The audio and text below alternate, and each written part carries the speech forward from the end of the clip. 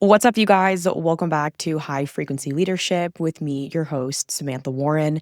I am so excited to be taking you behind the scenes of my most recent trip to Disney World and sharing 4 branding and business lessons that I learned because going to Disney absolutely shocked me. My mind was absolutely blown away at just the level of detail, the quality, and the overall experience that I had, and I felt like I was transported into a new world.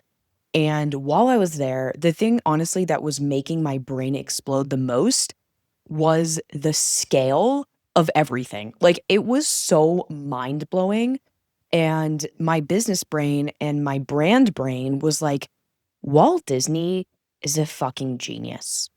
And so I knew that I wanted to come home from my trip to Disney and do a bunch of research about Disney, about the parks, about the business model, about the brand, and come back, extract those lessons, and share them with you. So, yeah, we're going to do that today.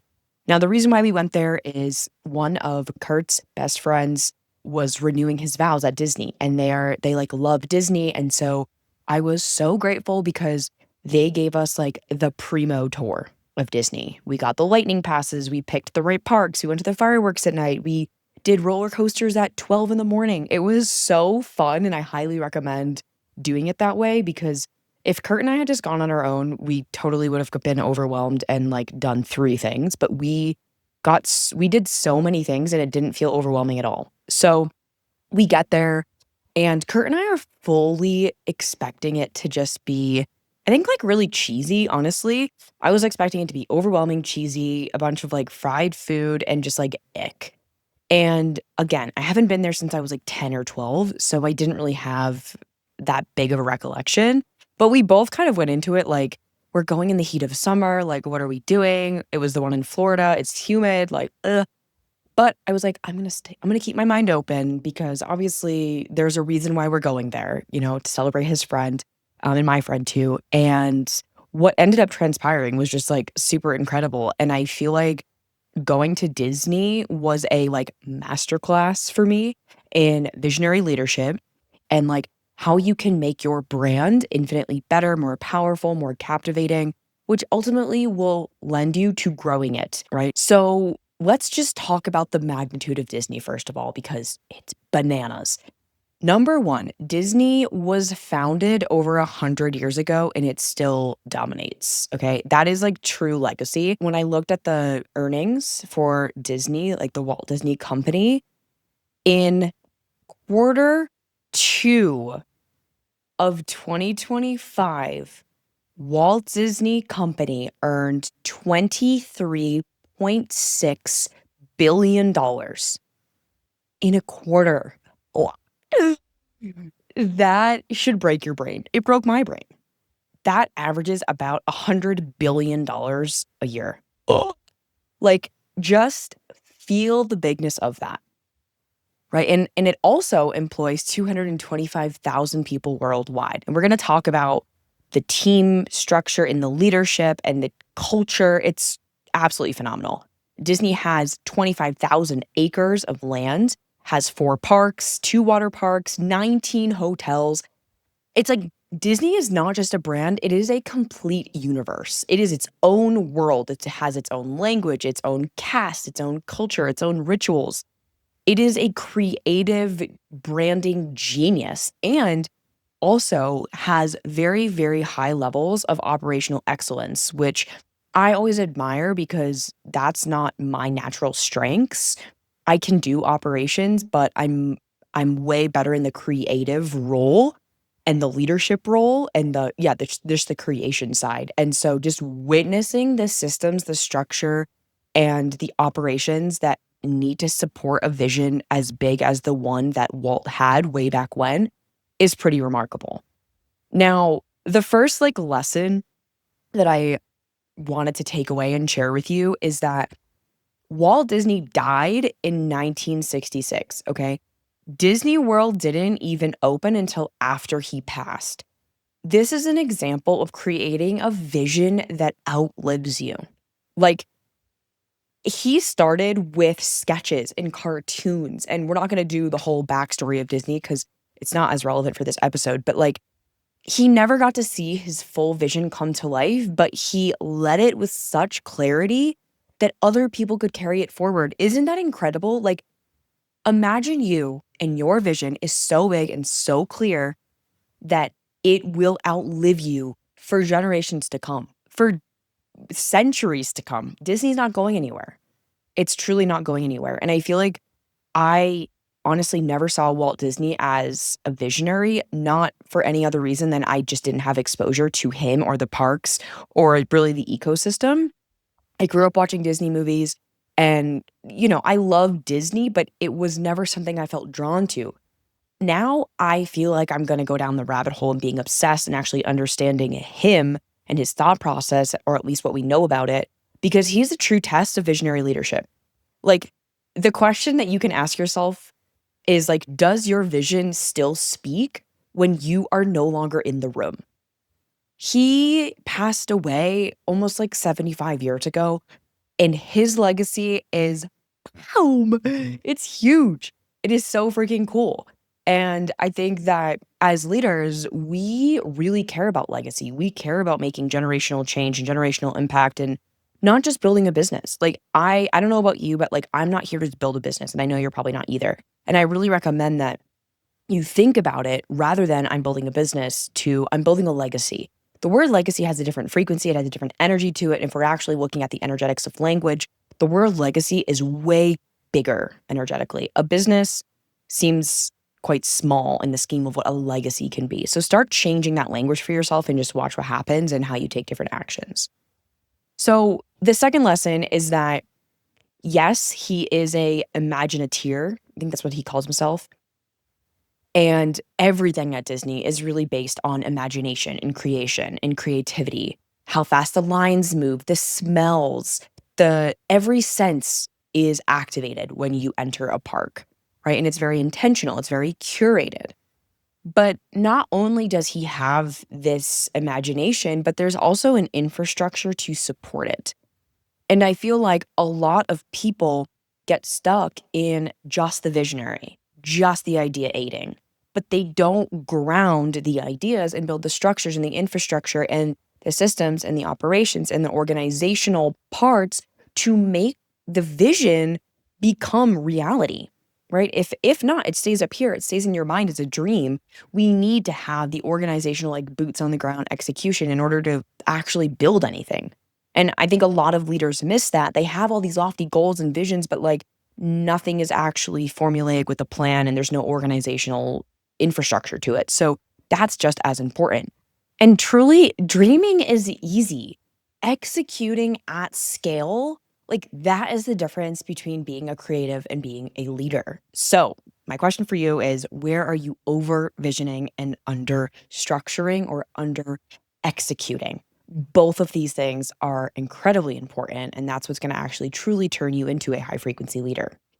The last question I'll ask you is, where could you install more magic into your customer journey, your customer experience, into your team, into the movement that you are building? Not by doing more, but by doing everything better.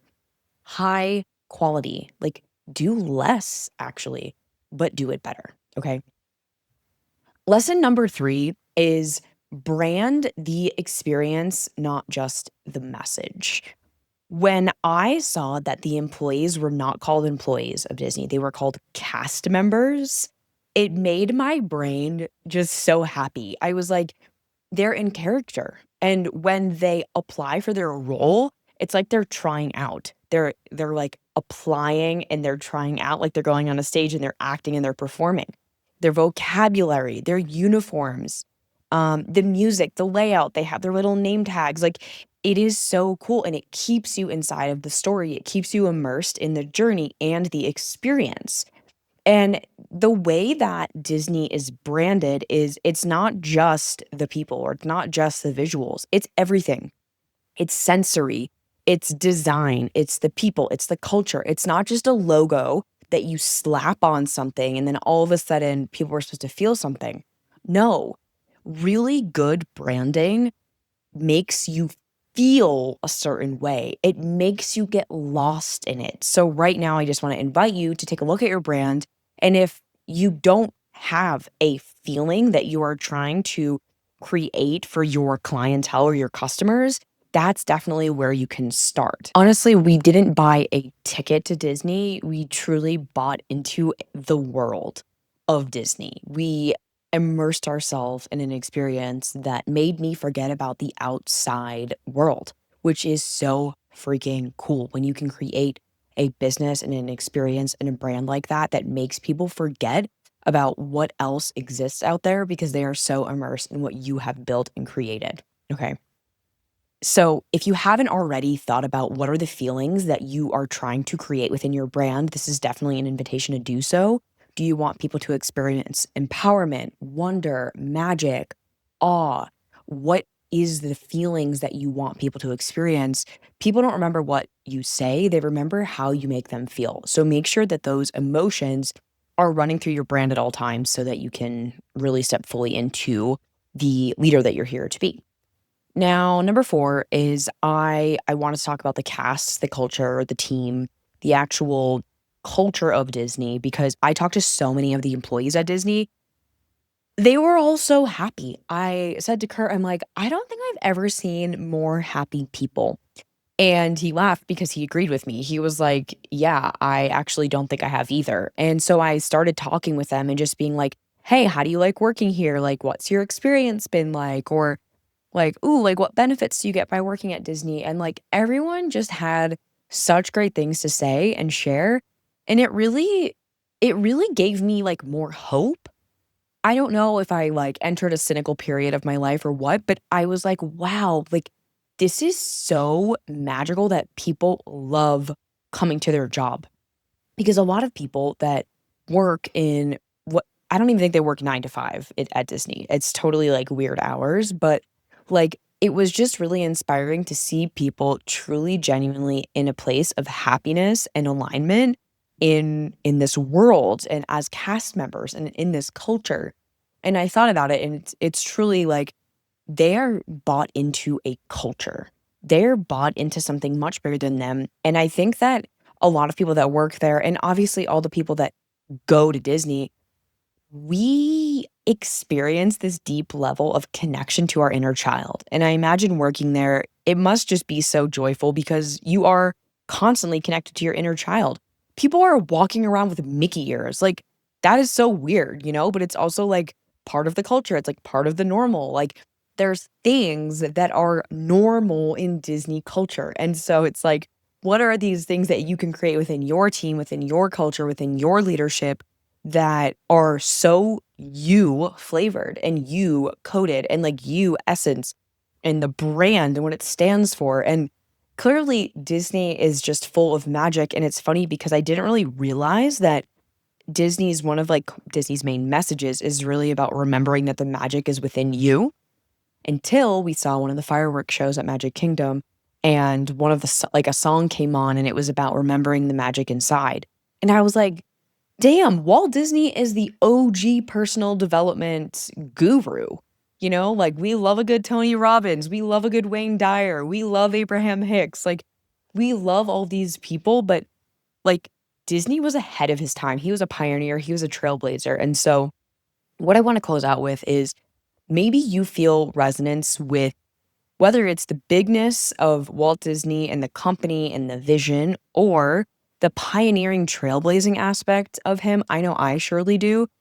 Sometimes you will be ahead of your time and you actually might not get the recognition or the validation that you deserve or even feel like you should have until later down the road. And so just an invitation, a reminder to like not make that mean that you shouldn't pursue the thing that is on your heart.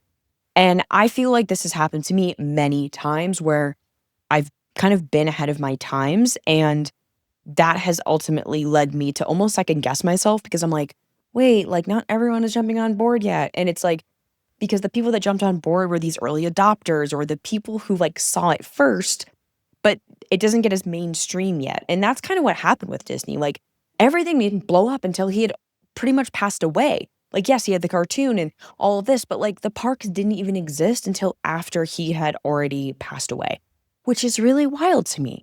So it's just a reminder to keep going and to keep trusting your vision and to keep going bigger and to keep making it as good as you can make it and to continually find expanders who have visions and have built things that might be so different than what you're building, but you can learn from them. Okay. I hope this episode really inspired you to think bigger, to get more creative, and to really see, are you balancing the execution and the vision? Are you a little lopsided right now? And how can you just make everything more magical? I will certainly be going back to Disney. I feel like, I don't know, maybe in 5 to 10 years. Like, it's not that I need to go every year. I think it's really a cool, refreshing reminder. And the rides were amazing.